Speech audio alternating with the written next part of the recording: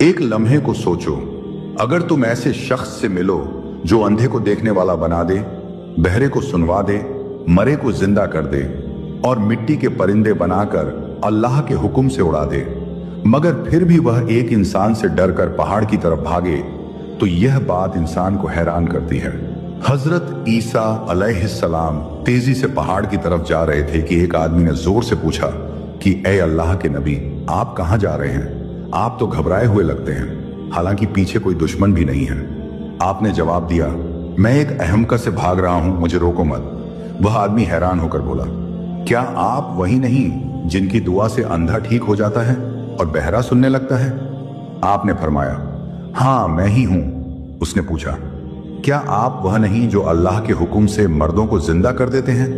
आपने फरमाया, हाँ। फिर उसने कहा, क्या आप वह नहीं जो मिट्टी के परिंदे बनाकर उन पर दम करें तो वे उड़ने लगते हैं? आपने कहा, बिल्कुल। फिर वह शख्स हैरत में डूबकर पूछने लगा, जब अल्लाह ने आपको इतनी ताकत दी है तो फिर आपको खौफ किस बात का है?